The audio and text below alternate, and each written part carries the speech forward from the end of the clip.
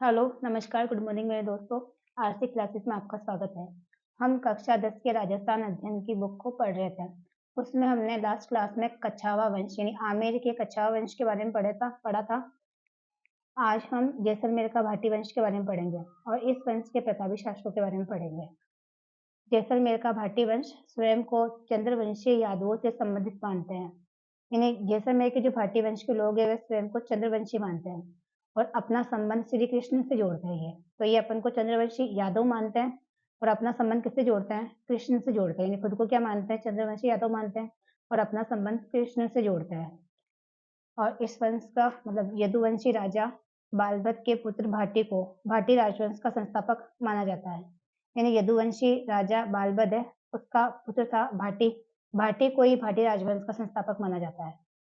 और भाटी के पुत्र भूपत भाटी ने 285 ईस्वी में भटने दुर्ग का निर्माण करवाया और उसे अपनी राजधानी बनाया।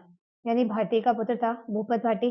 इस भूपत भाटी ने 285 ईस्वी के अंदर भटने दुर्ग का निर्माण करवाया और निर्माण करवा के उसे अपने क्या बना दी? राजधानी बनाया था। और विजयराज से भाटियों का इतिहास मिलता है। यानी जैसलमेर के इतिहास के बारे में कोई ज्यादा जानकारी नहीं मिलती है, मतलब इसके शासकों के बारे में इतनी कोई जानकारी नहीं मिलती है। लेकिन विजयराज से भाटियों का इतिहास मिलता है। यानी विजयराज से भाटियों के इतिहास के बारे में थोड़ी बहुत जानकारी मिलती है तुमको। विजयराज का पुत्र था भोज। भोज ये गौरियों के विरुद्ध लड़ता हुआ वीरगति को प्राप्त हुआ। यानी ये जो गौरी आए थे अपने मतलब राजस्थान में आक्रमण किया था, उस समय उससे लड़ते हुए वीरगति को प्राप्त कौन हुआ था? ये भोज वीरगति को प्राप्त हो गया था। इसका उत्तराधिकारी था जैसल।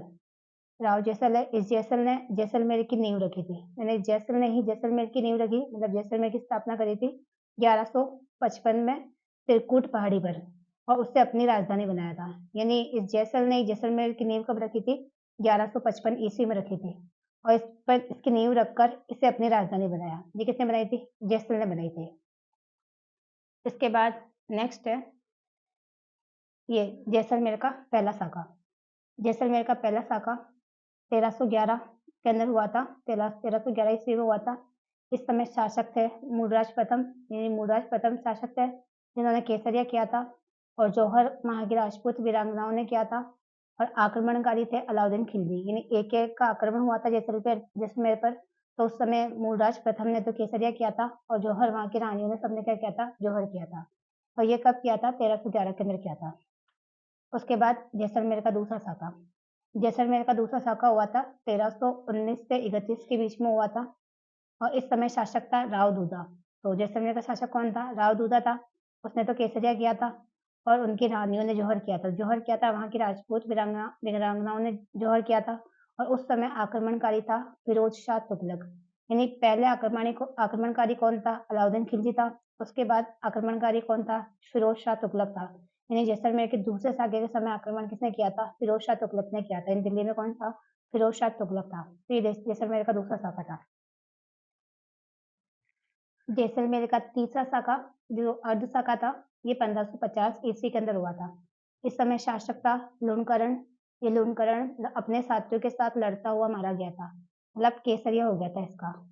और जौहर नहीं हुआ था यहाँ पे। और आक्रमणकारी था कंधार के शासक अमीर अली। ये कंधार का शासक अमीर अली, इसका आक्रमण हुआ था और इसने ना मतलब धोखे से मतलब सारी महिलाओं को बोलते कि बंदी बना दिया था और ये लूणकरण इसमें लड़ता हुआ मारा गया था और जौहर नहीं कर पाई थी सारी रानियां वगैरह। लेकिन अंतिम रूप से इसमें भाटी विजय हुए थे क्योंकि मतलब ये इसने मतलब आक्रमण वगैरह कर दिया था, अधिकार कर दिया था किले पे। लेकिन लूणकरण के पुत्र मालदेव ने अमीर अली खां को मारकर दुर्ग पर अधिकार कर दिया था। मतलब इसमें ये था कि ये लूणकरण तो मतलब युद्ध में लड़ता हुआ वीरगति को प्राप्त हो गया था। इसका पुत्र था मालदेव। मालदेव ने अमीर अली खां को मार दिया और मारकर वापस दुर्ग पर अधिकार कर दिया था। इसलिए अंतिम रूप से विजय किसकी हुई? यहाँ पे भाटियों की विजय हुई। अब ये मतलब यहाँ पे सिर्फ ओनली फॉर केसरिया हुआ था, शाखा नहीं, मतलब ये जौहर नहीं हुआ था, इसलिए इसे अर्ध शाखा कहा जाता है। इसलिए जैसलमेर जो है ना वो 2.5 शाखों के लिए प्रसिद्ध है। मतलब 2 शाखे तो पूरे हुए थे और तीसरे के अंदर जौहर नहीं हुआ, सिर्फ मतलब केसरिया ही हुआ था। इसलिए इसे अपन क्या बोलते हैं? अर्ध शाखा ही बोलते हैं। इसलिए जैसलमेर क्या होता है? 2.5 शाखों के लिए प्रसिद्ध माना जाता है। इसके बाद है नागौर दरबार। नागौर दरबार अकबर ने लगाया था 1570 के अंदर। तो नागौर दरबार के अंदर हरिराय भाटी ने अकबर की अधीनता स्वीकार करी थी। मतलब जैसलमेर के शासक थे हरिराय भाटी, इसने अकबर की अधीनता कब स्वीकार करी थी? नागौर दरबार के समय मतलब अधीनता स्वीकार करी थी 1570 के अंदर। और इस हर्राई भाटी ने अकबर के साथ अपनी पुत्री का विवाह भी किया था। तो हर्राई भाटी ने ही वैवाहिक संबंध बनाए थे मुगलों के साथ। मुगलों के साथ वैवाहिक संबंध बनाने वाला शासक भी कौन था? जैसलमेर का हर्राई भाटी था। और मुगल अधीनता स्वीकार करने वाला शासक भी कौन था? जैसलमेर का हर्राई भाटी था। उसके बाद है 1828 के अंदर महारावल गज सिंह। इस गज सिंह के समय पालीवालों ने जैसलमेर त्याग की घटना हुई थी। मतलब पालीवाल जो थे ना, वहाँ के पालीवाल ब्राह्मण, उन्होंने जैसलमेर को छोड़ दिया था। तो ये घटना गज सिंह के समय हुई थी। और कब हुई थी? 1828 के अंदर गज सिंह के समय हुई थी।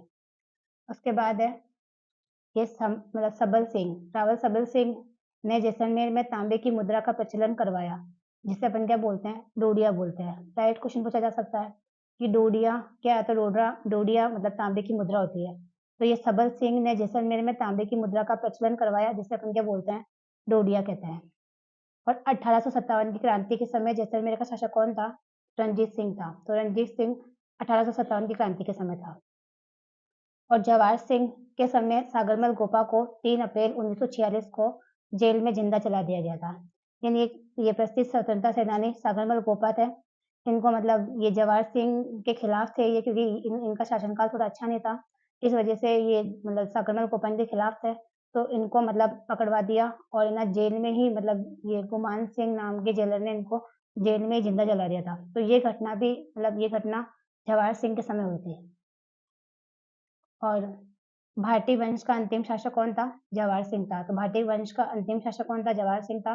और ये बेरीसाल के समय 1800 मतलब ये 1879 में अंग्रेजों ने नमक समझौता किया। तो ये नमक समझौता 1879 के अंदर किसके समय हुआ था? बेरीसाल के समय हुआ था। तो बेरीसाल के समय नमक समझौता हुआ था। और भाटी वंश का अंतिम शासक कौन था? जवाहर सिंह था। Thank you. और क्लास की अगर पीडीएफ चाहिए तो पीडीएफ के लिए चैनल के डिस्क्रिप्शन में टेलीग्राम का लिंक दे रखा है। तो टेलीग्राम के लिंक से आप पीडीएफ ले सकते हो। Thank you.